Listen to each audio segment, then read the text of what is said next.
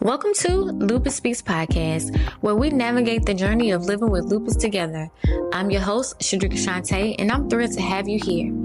And I can't wait to share new stories and insights with you. So grab your favorite drink, get cozy, and let's dive in. Welcome back to Lupus Speaks. I'm your host, Shedrica, and today I am honored to introduce a very special guest, Kim Peacock. Kim is a fellow lupus warrior and an inspiring advocate who's here to share her journey, the highs, the lows, and everything in between. Before we begin, a quick disclaimer. This episode includes discussions about sensitive topics, including mental health and depression. If these topics resonate with you or feel close to home, please listen with care. Now let's welcome Kim to the show as we explore her story of resilience, her experiences living with lupus, and the valuable insights she's gathered along the way. Kim.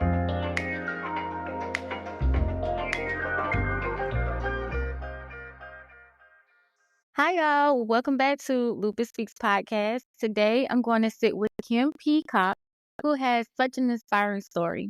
Hi, Kim. Hey, how are you? I'm good. I've been really looking forward to this chat. So I really want to check in with you, and I wanted to see how you're feeling today, any ups and downs that lupus can be unpredictable, I know. So how has it been lately for you? Oh my gosh, that's a crazy question. It's been crazy. I had back surgery in May, and when I came out of back surgery, I was doing really, really well because I'm a yogi, and so I was in really, really good shape. However, the hospitalist that was taking care of me for the couple days I was in the hospital afterwards disregarded my stress steroid script from my rheumatologist and my surgeon because she thought I was doing so well. I wasn't using a walker. I wasn't, so she did not give me my stress steroids. And I've been on steroids daily for 16 years. And I've also flatlined during surgery. I've had a million surgeries. So we know that I have to have the stress steroids, which is for the adrenal glands. Long story short, I got released. She didn't give me the steroids.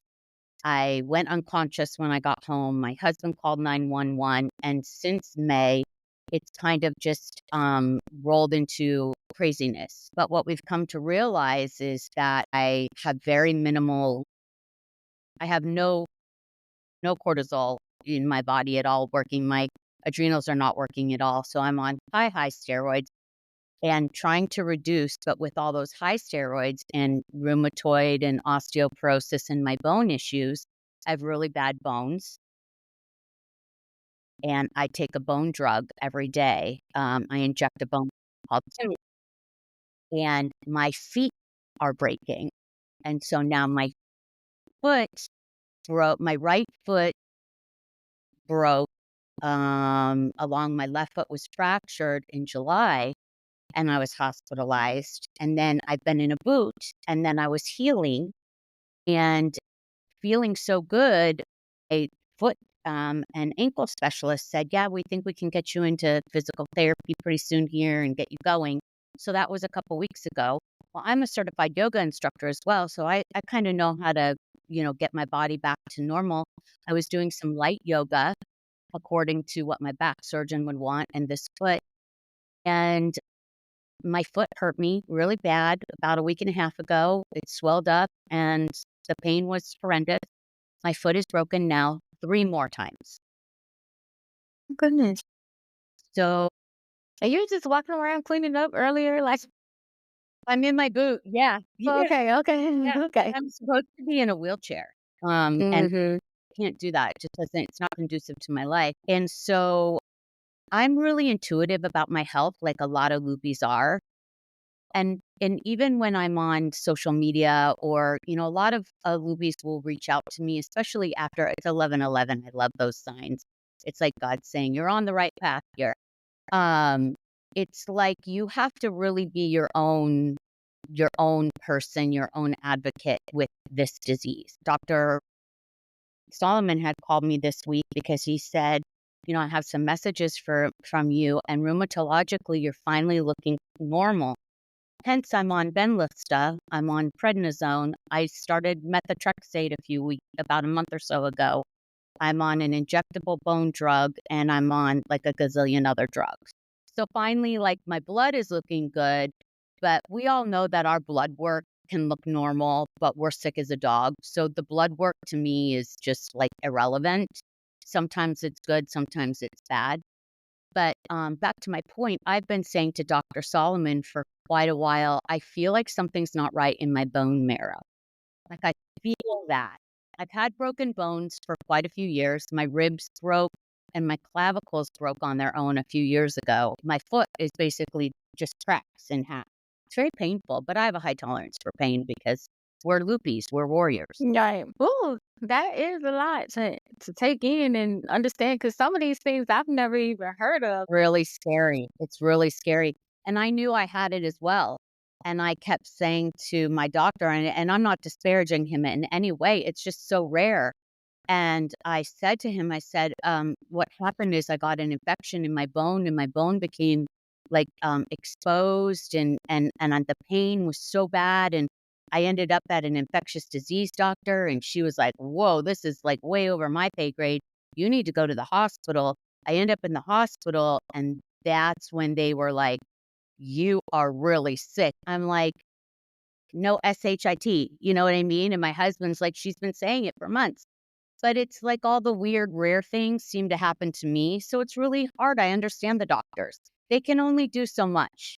That's why us loopies really, really, really have to, mean what you say and say what you mean. And, you know, it's a really hard disease to have because a lot of people are just like, my God, like, is she a hypochondriac? So you Right. become very inward because Hmm. it's like, wow, how could I have this many things wrong with me? I mean, like in 2013, because my neck was so bad, they were MRIing me and discovered, an egg-sized tumor in my chest. That is called a mediastinal tumor, and it's actually an anomaly from birth and a precursor to lupus that grows in. What? Yeah, yeah. And I would have died from that. It was on my aorta. They had to go in with a robot to fill my lung and chest tubes and ICU. Not one person in Arizona had ever operated on this. So I had like the head of the hospital thoracic surgeon was so excited to do it. But you're talking about like weird stuff and people are just like, Kim's having another surgery again. It, Okay. it's crazy. So that's kind of it. I guess that'll parlay me into, probably why you are even asking me on here is all these years of going through these ups and downs and ins and outs. When it started to become more physical for me, where people could see like my hands, my face, when I went paralyzed, I looked heinous, by the way. I started to realize how people reacted more. And I started to become very depressed about it. It Hmm. made me think like, wow, so we are a human race where if we don't see it, we don't believe it. Hmm. And like, where does the empathy come? Like, are you going to be empathetic to me because you've experienced it, but because you don't even know what lupus is, you can't even be like, wow, I'm really sorry. Or can you tell me about it? Typically, Hmm. what I do is I'll say to someone, hey, just go to the Lupus Foundation and look it up. Really? That is what I almost always say to someone Okay. because explaining it is really, really, really complicated. And like, if you don't catch someone in like the first 1 minute, they're just going to be like, well, I heard it's like something that makes you really tired. Isn't it like fibromyalgia? Not to disparage fibromyalgia, but like, I mean, people with lupus that are waiting for kidneys and organs and, people like me that are like falling apart and their bones are just going to break. And like you that, are fighting, we're all fighting for our lives on meds and taking the time to do podcasts and all this. Like, we're like, really? You think we're going to make this much of a ruckus because we're tired? Right. Go to the Lupus Foundation. There is actually a whole button. There's like a place there that says, do you know someone with lupus? Do you want to know what this is? Click on Hmm. it and it's very, it's very like, there's clarity there. It's funny that you say all of this, not to be funny, but I just started with a new therapist. So he's not familiar with me. So one of the questions that he asked me just recently was like, well, why do you celebrate an illness? And I was like, really? Like, I'm not celebrating the illness in itself. I'm celebrating my life and the things that I've had to go through and the things that I've had to endure and how shocked I am that I'm not gone, that I'm still here, I'm still capable, and I don't allow myself to, give up. There have been moments, this has been years, and it's probably just been the last 10 years where I've actually felt like I was more than just lupus. Prior to my children, I was just like down, depressed. I didn't want to be here. I wanted the suffering to stop. I just complained. But I feel like, in a sense, lupus humbled me because I didn't realize what empathy really was and understanding something that you can't see and just really caring for a person outside of what you can see from the outside. Genuinely, because you just don't know what people are mentally battling. I'm pretty sure. I mean, I don't look sick. You don't look sick just looking at you. So Yeah. most of the times people don't know like we're fighting. And so just being able to walk around with that understanding and the compassion to have for others without knowing like what they're really carrying is just such a big deal. It really, really, truly is. And to even add on to what you're saying about like celebrating life and lupus and why would you celebrate your anniversary? Like, honestly, to have a diagnosis of something, I mean, whether it be lupus or cancer or like, I really need to know what I'm fighting with my bones. Like, if it were cancer and they gave me 6 months to live, I would be like, okay, I got this. I just need to know what it is.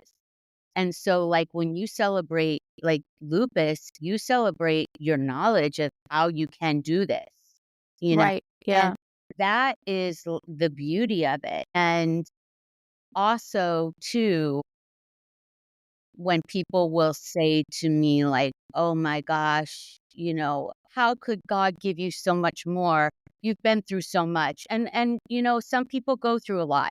And our family has gone through a lot. I mean, I'm chronically ill. My son passed away from a fentanyl overdose in 2019.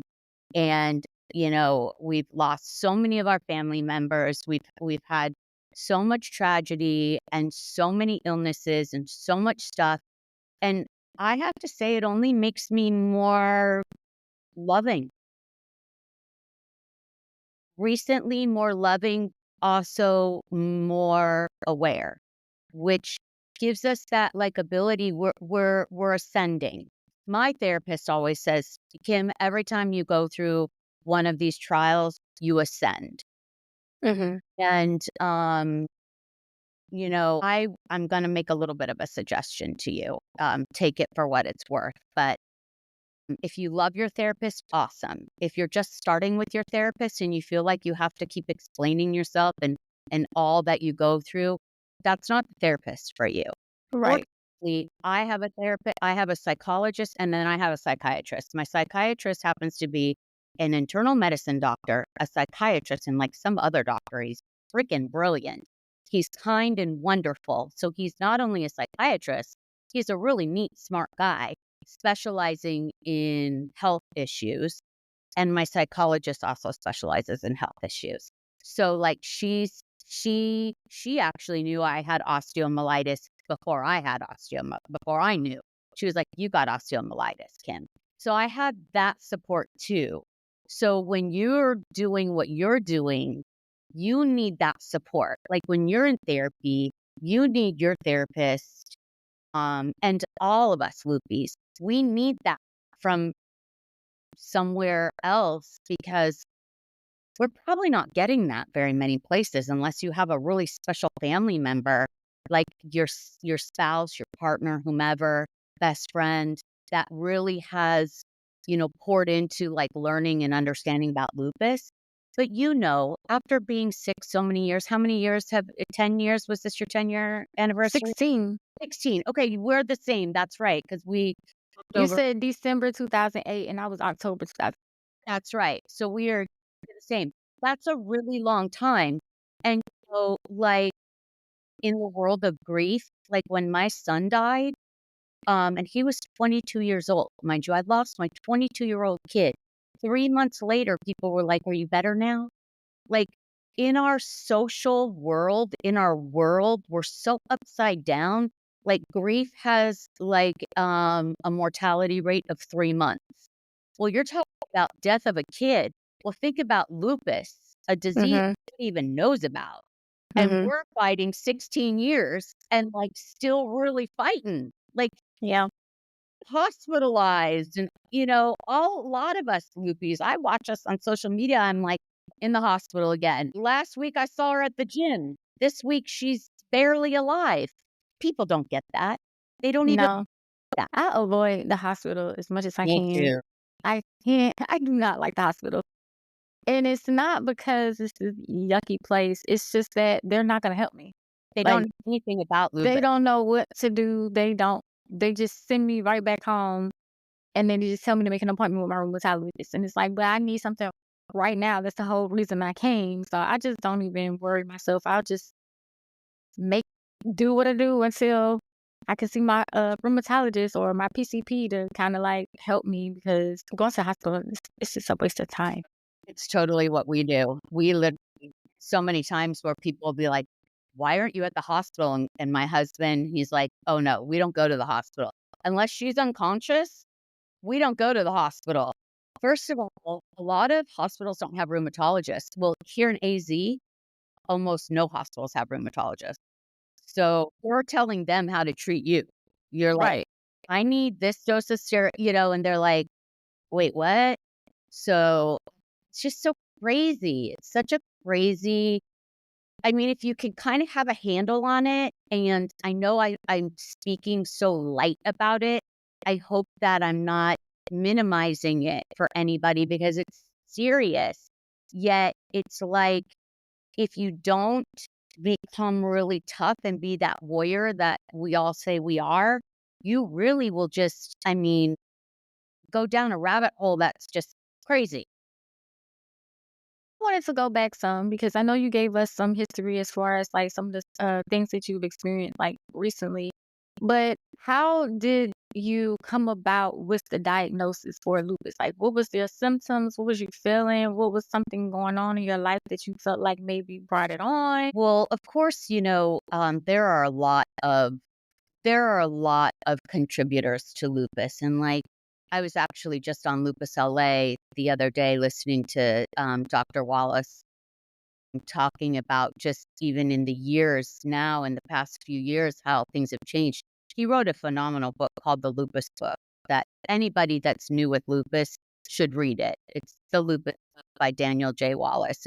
It's phenomenal. He probably needs to update it a little bit because it's been a while, but like he's even said, so many things have changed, and the way that they even, classify things. Like for a long time it would be like if you had organ involvement, you got treated one way. If you don't have organ involvement, you got treated another way. Well, like, what constitutes organ involvement? Like, I mean, bone marrow is organ involvement, which, I deal with bone stuff. So we never know. So I anyway, mean, even your skin, because that's the stuff that I skin, deal with. your So, yeah. skin, yes, all of it. And they're all really learning like the whole thing about brain fog. I mean, it's a real thing because now, like, I have Raynaud's. Well, they say that Raynaud's can be in our brain, but Really? yes, when we're flaring, we can have Raynaud's in our brain. I mean, there's so many complicated moving parts about our disease now that every day they're learning and growing from. So like of the past, it's almost like antiquated, yet we still have to recognize that because that's still how a lot of people will feel. So let me just share this. I'm going to be 55. I had my first child. I was pregnant at 19. My husband and I welcomed her when I turned uh, 20. And shortly after having Chelsea, my oldest daughter, who will be 35 this year, too, I can't believe that. I feel really old. Anyway, I started to have weird things like anxiety, heart palpitations, things like that. But I was a very busy woman. I've been a hairdresser since I was 17. I was married when I was 18, been on my own since I was very young and a very go-getter kind of gal. And at those days, I mean, I smoked cigarettes like I breathed air. So it was Wow. cigarettes and coffee. So, I mean, that obviously didn't help my Immune system. at all either, but it was like the 80s. So we all did that. So I don't smoke anymore. But anyway, so with that being said, I would just kind of push that off. You didn't really go to the doctor unless you were really sick then. Like, I don't even remember if I even had a physical, after I was a little kid. And so then I had my second child when I was 24. And after I had her, I became very ill. I literally lost all my baby weight probably in 2 weeks, got really thin, went to my OB, and they were like, your blood work is a little off. And I'm like, okay, I owned a salon at that time with my mom, and I was just too busy. I now have 2 kids, salon, and I don't have time for that. So I never even went back. It just wasn't anything like, I was never really like a person that was like, oh, I'm so sick. There were often times we didn't feel well, but you just kind of like brush up and be like, whatever, have a cigarette and a Diet Coke and coffee. You'll feel Right. Right. kind of the way the old days were. So I had moved, at the time I lived in Lake Havasu, and I had moved from Lake Havasu to Phoenix area. And I had Sydney in 94, and then I got pregnant with my son unexpectedly in 97. I just was like really not thinking that was going to happen anyway. He was an amazing gift, and he literally saved my life because I had not gone to a doctor and gotten rechecked after I had Sydney. So it's now 90. I got pregnant with him in 96. So it's 94 to 96. I go in, meet a new doctor, get an OB, and this OB calls me the next day and she says, we have a problem. We need to redo your PET. And I'm like, okay. So long story short, I had cervical cancer. Wow. Another precursor to lupus. A lot of these. So, and just to back up a little bit and kind of clue you in, the blood work that wasn't coming out really well or normal with that second child was my thyroid. That's Another one. So, Yeah. to make a long story short, I ended up carrying the baby, and I saw an oncologist that specialized in OB during that pregnancy. After I had him, they induced me, and I had a home biopsy. It had not gone invasive into my uterus, so they just took out basically almost the whole cervix and just left kind of like a thin layer and got the cancer out. Shortly after I had Tyler, I was once again I got really thin, and I was having these really crazy, weird things happen to me when I would drive. Anywhere I'd go, I would have to pull over. I had this newborn. And I'd pull over and people would call like 911. I'd end up in the hospital, and my now ex-husband, he would say to me, what is going on with you? And I'm like, I don't know, but I'm like passing out. And the hospital would say, you have anxiety. And I'm like, okay. So then I had a doctor that I wasn't really that close with. She was like just like a regular physician. And she was like, you're anorexic. I said, I am not anorexic. Something's What? wrong with me. I eat. I can't hold anything in. I'm so skinny. I literally feel like I'm going to die. I can barely carry this baby around. I have 3 small children. So I was at the salon one day and I just passed out in the middle of the floor. And of course they called 911 and I end up in the hospital again. But I finally end up in a hospital that actually cared. And I had very severe Graves' disease, which is autoimmune. Mm-hmm. So I had to have my thyroid removed. So I had that radiated. And that happened in 2001. That actually helped me feel better. They kind of started me on the Synthroid and all that and got me normalized. It took a while, but then I started to simmer and feel better. And through that time, I had gotten divorced, and this is many years later, in this interim time. So it's like 2001 to 2007, get married, and we have a child, my fourth child. And after I had her, I became literally within months, I started to not feel well.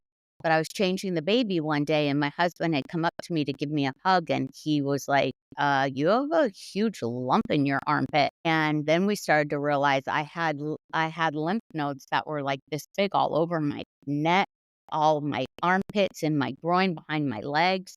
So at that point, I had an amazing internal medicine doctor that I loved and adored. And we went to her. She sent me to an oncologist. We went to Mayo. Mayo took the lymph nodes out. They basically thought I had lymphoma. And at that point, I weighed like 85 pounds. I was very sick, and we had no idea. And I was diagnosed with lupus within like a year. I was very fortunate. I was so sick that like I was positive for everything. So I had many autoimmune, antiphospholipid positive, and all that stuff. So my doctors were like, couldn't even believe I had 4 kids because they believed that. And then later, when they found the mediastinal tumor in 2013, they realized, wow, you've had lupus your whole life. So I remember now being a little kid and getting these weird rashes and high fevers, lupus. So that's kind of how it happened. I mean, I was deathly ill. It wasn't like, it was like if they hadn't diagnosed me with lupus, I was going to die of something. Lupus. Right. I I was going to death's door. And then I was allergic to Plaquenil. So I didn't get to take Plaquenil, and I'm allergic to aspirin. So I can't even take aspirin for my antiphospholipid. And then I was getting sicker and sicker, and I didn't want to take any of the meds, but I started prednisone. But yeah, that's my story. And everybody's got one, and then the cervical cancer came back, and then I ended up with a hysterectomy. But cervical cancer is very silent. That's why they tell you, get your PAPs, Mm-hmm. go to those female doctors, get your mammograms, all these things. I don't even know if you would know, like it would have gone invasive. You'd probably be at like stage 4 before you would even know that you even had cervical cancer, because it's quiet. Yeah. So the main thing that you mentioned in the questionnaire or something was about your depression journey. So that was kind of like what I wanted to talk about as far as the theme for this episode. So I wanted you to kind of dive deeper into that a little bit and just give us some advice on how we can navigate those moments when they're dark or they seem dark, or you just don't feel like you can get out of those moments. Can you share that? I love that. And I thank you so much for wanting me to talk about it, because that is really my passion. Ironically, it's pretty hard to talk about that without talking about all the stuff that we just did talk about, Mm-hmm. because all of that kind of adds on to that pile. And I guess what happened was, and I'll try and make it pretty simple. For very, very, very many years, I was always able to control my mind. So I thought, I'm extraordinarily like insanely artistic and very like verbal, and I'm sure you can tell, and I'm extraordinarily communicative. So there's not a lot that goes on in me that if you're a person in my life, you don't know it. Like if I'm mad at you, I'm going to tell you I'm mad at you. So I don't really I don't hold a lot. I can't say that I'm overly moody. I'm a very pretty cut and dry kind of gal. So, years ago when I became sick,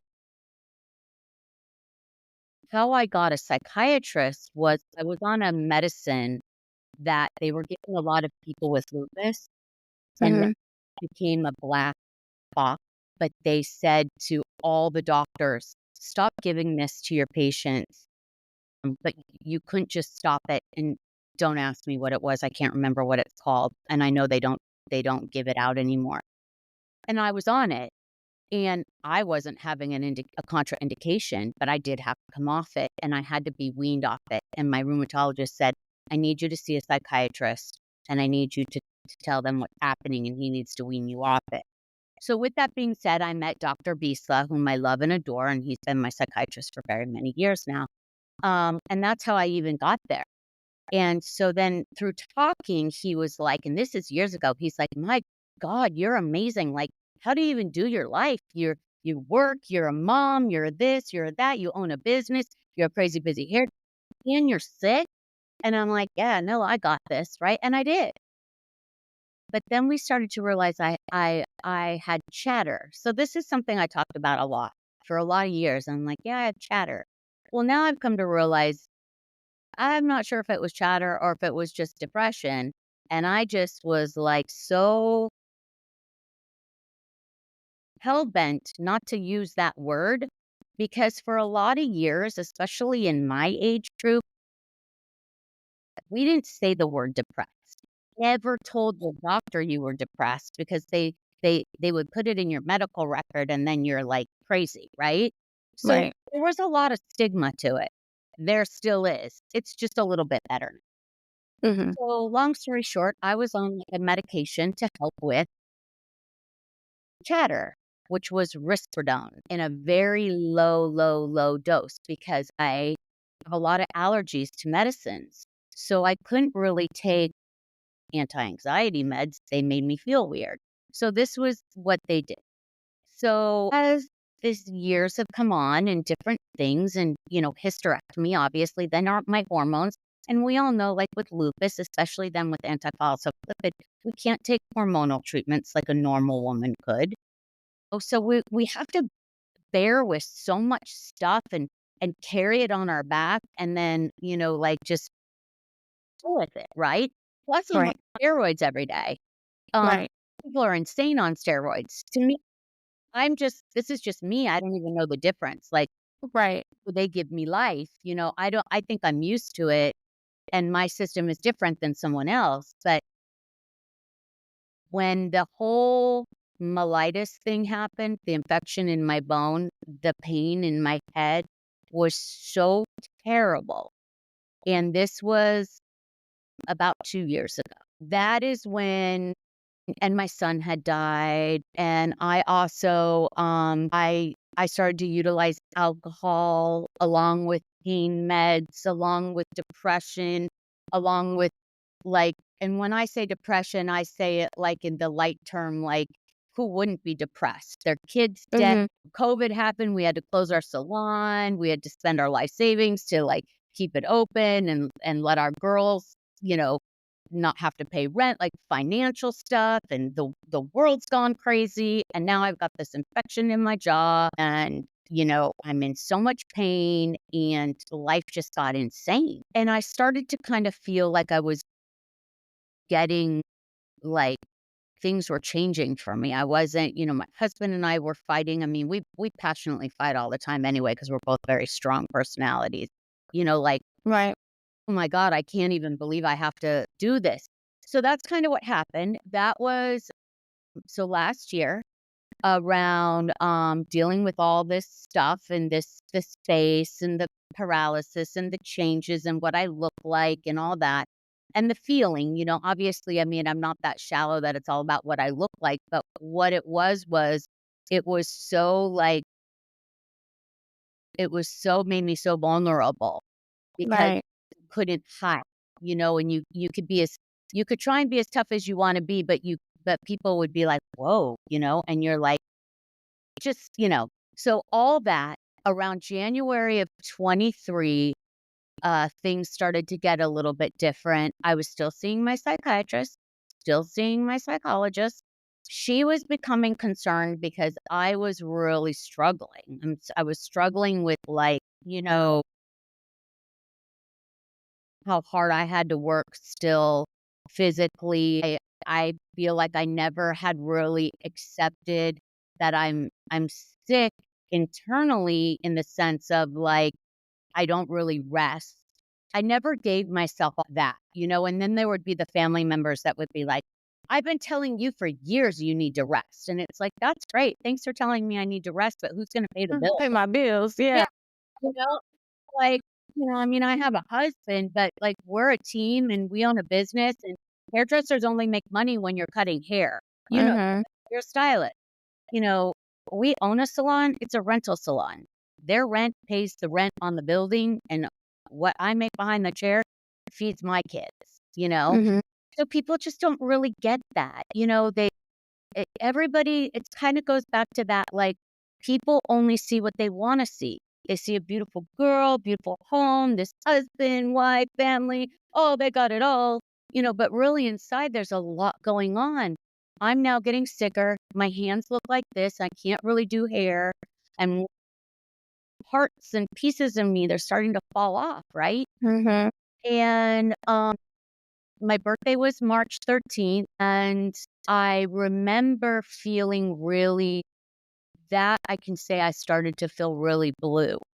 My daughter, I have, so Chelsea is 34, down to Peanut, Ryan. She is 17. She's a senior in high school. She has only known a chronically ill mom because I got diagnosed right after she was born. She's very aware, very mindful, and she's always like watching out for me. But we're really close friends. She's a cool chick. Mm-hmm. She started to notice, like she would be like, "Mama, are you okay? You know what's going on?" So to make a long story short, I was very, very depressed, and I didn't know it. And I think that my family probably didn't use that word because I was so disparaging towards that word. And so people in my life would be like, if you're depressed, you just get out of bed and take a shower and go outside and get some sun on your face. Okay, really? And I come from a family with mental illness. So I know that it's there. Like, I fundamentally knew, like, this could be a thing. I just don't know why I didn't put the pieces together. So that's why I'm talking about it so much more. And like when Lupus LA asked me to do their podcast, this was a year after this had happened to me. Nobody even knew that that really happened to me because I wasn't talking about it because I knew I needed it to be said and spoken in such a way that it could really impact our community, chronically ill community. And then the numbers started coming out last year that lupus has one of the highest suicide rates of chronic illnesses, including cancer. I did not know that. Yeah, it does. Well, for some reason in my mind, we all are fighting and we all warriors. So I just cannot imagine like that. Actually, not necessarily the thought not happening because it's so easy to have that thought, but to actually like do it, I just really wouldn't think that. So I wouldn't either. And that's not what happened to me. And that's not what happened. And that is so smart, how you even parlay into this next part, because like I have a psychologist that will say to me, it's okay to feel like you don't want to live some days. We all feel that way. Especially when you're so sick, like we get, like, I don't think people really understand what a flare feels like. I mean, you literally feel like you're being run over by a literally use that analogy all the time. It's like, and then bagged up and rolled over me again. 100%. And you can't describe that. And no one's ever even going to know like that. Our joints feel like someone's taking an axe and going to chop our arm off. But that's all over our body. And we have joints all over our body. So, people just don't get that. So there are times where we're like, I just hope I don't wake up. That's normal. But what happened to me was abnormal. I lost time, but my family didn't even realize I lost time. I was so clinically depressed that by the time this happened, what happened was I only remember the few minutes before I laid down, before I literally died. I did not think about suicide. It wasn't like I'm going to kill myself. Apparently, I cleaned my whole house.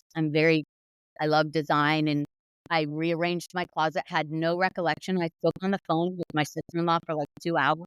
Don't remember that. She knew something was wrong. One of my close friends the night before, she felt like something had been different. Now they all know, like, whoa. But they were like, Kim would never do something like that. So, like, what you say is it's not a choice. Like, when the depression is so dark and we're depressed, it's a chemical imbalance. It's Mhm. like, you don't wake up and decide, I'm going to have a stroke today. Right, right. Body goes wonky and you get a blood clot or something happens and you have a stroke. You can't control it. You can't be like, I tried to control the stroke. So it's the same thing. And it's about like opinion. Some people can be like, Mhm. well, it's a disease, it's not a disease. I'm not here to shove anything down anybody's throat, but Right. I'm here to say that, like, my daughter, my 17-year-old, basically saved my life. Apparently, I had been texting her throughout the morning and she was getting weird feelings. And my husband and I own a salon. We're also very busy realtors. And he was showing homes about 45 minutes away that I was supposed to be with, and I just couldn't go. And she kept calling her dad, something's wrong with mom, I'm telling you. And so I remember a few minutes before, I just had said to my dog, Enzo, the love of my life, I said, Enzo, I'm tired and I just need to go to sleep. And I took 60 lethal pills that I drummed up. And, Mm. being chronically ill, we all have pills, you know, Mhm. have medications that we could take. It's not that hard to do. And Right. I went to bed and he laid with me and my husband called. Guess I had my phone and I didn't, I guess I pressed the phone, but he called 911 from 45 minutes away. They showed up 3 minutes later and I was pretty much dead. I've met the man that saved me as a young man, literally really looked like my son. And when he met me, he cried and he said, I can't believe you're alive. And then he said, you really need to see the police cam to see how blessed you are. And we just finally saw that. And I really don't know why I'm here other than to tell my story. And I was on life support for 2 days. They were having a hard time keeping me alive. They had to do some really crazy, weird, life-saving medications through my heart that were going to make me not have a functioning brain. I have nothing, from that. And it taught me a lot. It taught me Mhm. about, I do take Cymbalta. I was in the hospital for a week, and then I was in the behavioral health center because legally that's where they had to send me. So I had an amazing psychologist there, and she was like, actually, she was a psychiatrist. She said, you literally, I can't believe that I'm looking at you from looking at this. This is I don't want to be here anymore. And she's like, I understand why. She said, you got a lot of problems, lady. And I'm like, I know. And she said, you need to work out some of the mind stuff out. And I really started to work on some of like my childhood stuff, my stuff that I wasn't really dealing with my disease, the marriage, all these things that we all kind of push aside because we feel a lot of, it's really hard to be the person that keeps racking up the debt with your medical bills and we don't have retirement working all these years because we owe $5 million, whatever. Every other minute I have a surgery. I mean, I've had so many surgeries, it's insane. And that eats away at you. And then on top of it, we're chemically imbalanced. And then I was chemically imbalanced. So I take Cymbalta, and I am like a new person. I have not had a stitch of alcohol since that day. I'm not saying, that you can't have alcohol or whatever. I've just chosen to have complete clarity. I'm a very yogic woman. I believe in yoga. I've done it for years and years. I have a teacher training certificate. And then I also live by Ayurveda as of the last couple years. And Ayurveda is a very natural lifestyle where oils and eating and learning your dosha and all that. And I do a lot of that, which helps with my inflammation and helps me look better. So there's a lot of things modalities that you can do. I'm not saying that everybody that may feel depression has to get on antidepressants. I do. Every doctor that's spoken to me is like, you will be on this till you die. I now know I take antidepressants, and I have family members that take antidepressants, and they have tried not to take it through the years. Like, okay, maybe it'll be good. And they now are like, listen, I have depression. I am chemically imbalanced. If you don't believe in depression, that's cool. You do you. I'm doing me. I need antidepressants or I'm going to, walk off a cliff.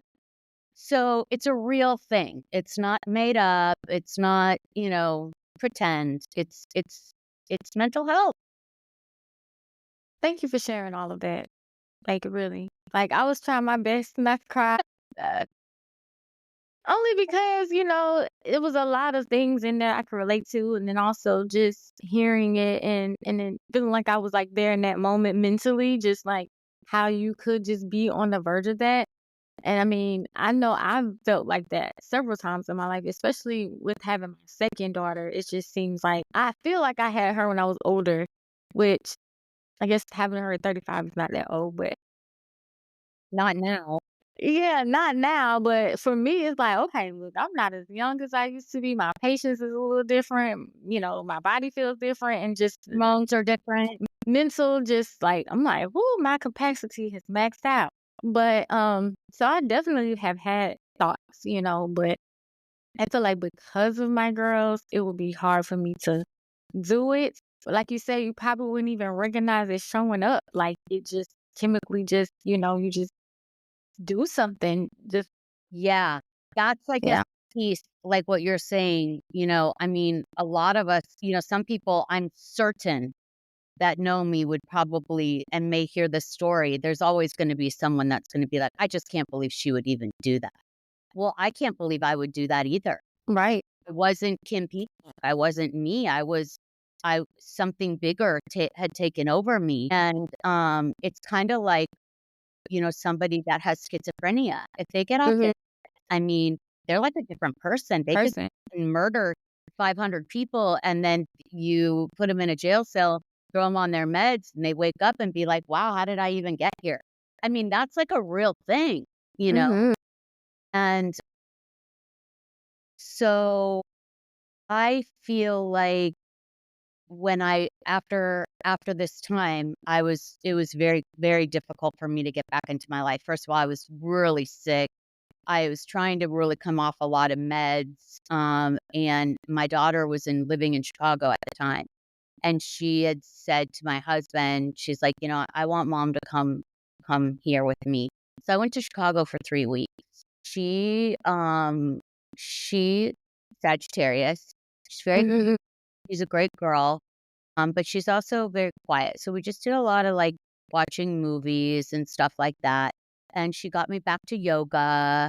And we really had a really good time of like beginnings of starts of things that I really hadn't done for a while, because I was taking a lot of those things out of my life, which were signs of depression. Like when your family member is starting to do off things, that might be a sign, and I was taking away all the things that made me feel great. I wasn't doing anymore. Yeah. It sounds like she allowed you to rest finally. She did. She did. That's what it You know sounds what? like. You know what she did say to me? It was about 2 days before I was to come home, and we finally sat and had like a real heart-to-heart conversation. Mhm. And she did tell me, she said, Mom, I can't believe that you did that. I would have never in a million years believed that my mom would have killed herself. Mhm. And she said, I'm not going to lie, it scares me to know that you had a capacity to do something like that. And I said, it scares me too. I have never known that I could have done that either. So when people say I just wouldn't do that, I don't think we know who would or who wouldn't. Mhm. I mean, like, would you think that half the people that are in Hollywood, that they'll find out had clinical depression or like Robin Williams had like some kind of a brain thing. I mean, again, going back to the beginning of our conversation, people don't really understand our brain is an organ. We have a disease that attacks our organs. And then we take a million meds that attack our organs.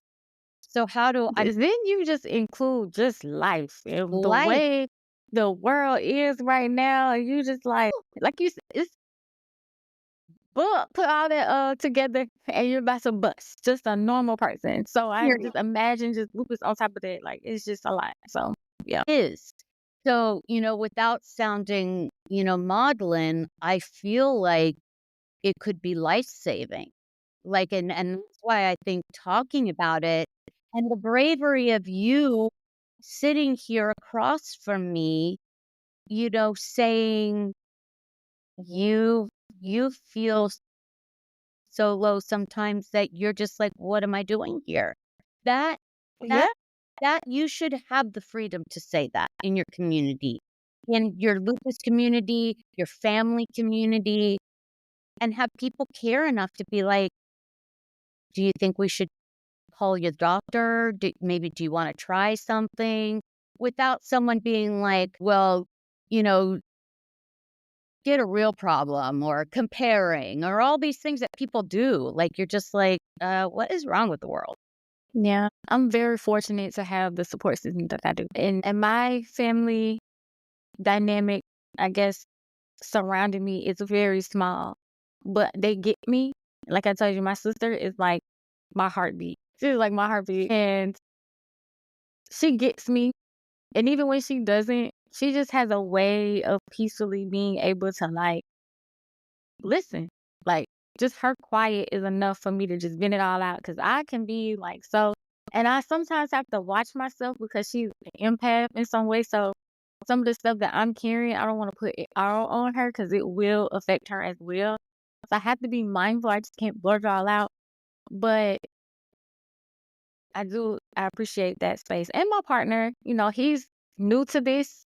So he's learning in the last 5 years, like, oh, that's what a flare look like. Because he knows I have lupus and he knows that I have to deal with things and I have to take medicine. But he's like, oh, she actually have to give herself the shot. Okay. Oh, she has to do it every week. Okay. And then I'm like, and then you got to remember to take out the trash and you got to do this because I can't remember all these things and remember. It's a lot. It is a lot. It's a lot. So just having a support system of people around you to really just like let you just be able to vent everything out and feel your feelings. Because I feel like if I weren't able to feel my feelings and say it, then I would not recognize myself to the point where I would be in your shoes. Like, just like, okay, whatever. Do you think from hearing my story and the way that I articulate it and how I share it, do you think it's beneficial to you and others? Do you think there's something I could do to make it more understanding? Or do you think I'm on the right path in how I feel that it's so important to share this? Does it resonate for you? Does it feel good? It resonates. It definitely resonates. I think that people need to see and hear and understand the truth of it, not the other side, but the truth of it. Because, you don't really recognize what you will and will not do until you in it, And so just being honest and not trying to say like, I wouldn't do that because I say I couldn't see myself doing it. But that doesn't mean that I wouldn't. You get what I'm saying? It's a different terminology in that. Yeah. So, being honest about it and the way that you're approaching it, I think that it's a great conversation to have and other people relating into that idea of like, yeah, it can be that bad. It really can be that deep. And honestly, to me, I feel like I don't really deal with a lot of lupus symptoms in the way that I've seen others do. As far as like kidney failure, just like really internal stuff, organ stuff. Most of my stuff is just like my skin and joint pains and things like that. But that's because I'm on medication. So it's kind of like somebody really telling you like where this all can go mentally. It's just important. It's just an important conversation. Yeah. Yeah. And, somebody's tolerance could be, like I have an immense high tolerance for For things. pain. I'm a survivor too. I come from, Right. dysfunctional childhood and this, that, and the other, and all the stuff that a lot of people have. So therefore, this is just my constitution is strong in general. But just because my constitution is strong doesn't mean that like nothing's ever going to get me down. And then also, just because maybe your lupus symptoms aren't as severe as mine, like, often people will say to me, when they're talking to me, they'll share with me maybe something that's going on with them. And then they'll be like, oh my God, I don't even know why I'm saying this to you. You are like, you have been through so much. How can I even be complaining about my sprained ankle? And I'm like, because that sprained ankle hurts That's for you. worse than my whole body, because your body doesn't even know how to metabolize that. And irrelevant about how I feel, I care about how you feel. And I'm an empath. It's funny because Pisces are empaths, we just be anyway. And so for me, it's really, really important to keep this journey very individualized, like, and not have to always like quantify why and how. Well, it's kind of sometimes in the lupus, especially with people, like I would meet people in the salon and some of the stylists would be like, hey, my client wants to talk to you. They have lupus. And I told them you had lupus and they don't believe you have lupus. Then we'll sit down and like their lupus is probably like significantly not to where mine is, and then they'll be like, well, you look great. You're working behind the chair and I've watched you for years, you don't really know what I'm going through. And a lot of the times, because I am so forward, I'll be like, hey, listen, we don't need to do that. This isn't a competition. Who's sicker here? Yeah. Because that's not even cool. It's like, hey, you want to talk to me about how you feel, and maybe I can give you some advice, or maybe I tell you what I do. I try to stay away from advice. I try and just say what I do, Right. because that's where it gets really ugly, because Mhm. like I know like a little yogi that's incredibly brave and amazing, and she's just been through hell and had like major heart surgery. She's finally back in her yoga world, and that's what she does for a living. And she's a part of Lupus LA and all that. And some people may look at her that may not research her and be like, oh, yeah, right. Like she has lupus. Like this chick was at death's door and like has a scar from here to here. And like, yeah, she's a survivor. But yet you could also have skin lupus and have joint pain. But why would that be diminished? Because joint pain might as well be as bad as having your organs fall off. Yeah. The same meds that we do. Do you know what I mean? I'm on the list of Do you know what I prednisone, mean? cell. All the same. And self-tip is gnarly. And like, that's the part that is really important to me. That between the depression and just like all of us, like sounds so like kumbaya. I mean, I'm all about love, peace, but like it is about love, peace. Like let's love each other. Let's accept each other. We're all sick. And if we don't lift one another, we can't expect that the community outside of us that's not sick understand it. Yeah. Yep. So with all of that, I appreciate you so much for coming and talking to me. I mean, I feel like this conversation is going to be long, but it's going to be so meaty. And I really hope that people get some value from this. So if they want to reach out to you, where could they find you? I just have my regular Instagram. It's at Kimmy Peacock, Kimi Peacock, or Kim Peacock Facebook. I just write me, shoot me an inbox if you have a question. If you want to keep it private, I'm totally cool with that. And some people I'll give my phone number to, like, because they really need to be in touch more. Mhm. and again, I'm not a doctor, and certain things I'll be like, ooh, ask your doctor. But there's so many things that, we just need each other to guide one another and just to be there. So I'm just so grateful for you, and I appreciate you and your honesty and inviting me today. Thank you so much. I appreciate you for even speaking to me this long and sharing your story. Of course. Thank you so much for tuning in today's episode of the Lupus Speaks Podcast. I hope you found some inspiration, encouragement, and a few loopy gems to carry with you on your journey. If you enjoyed this episode, be sure to subscribe, leave a review, and share it with other lupus warriors who might need to hear this. And remember, you don't have to walk this path alone. We're building an incredible community here, so follow me on Instagram and TikTok at Lupus Speaks, or check out lupusspeaks.org for more ways to connect and get involved. And until next time, peace and be intentional.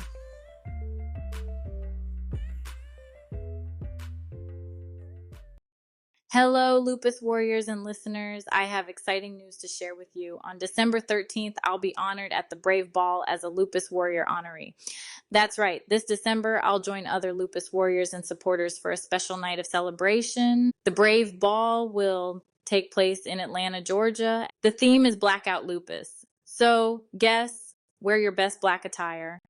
And Lupus Warriors will be proudly wearing purple. If you'd like to be part of this inspiring night, grab your tickets at tommyab.com. That's spelled TOMMMIAB.com.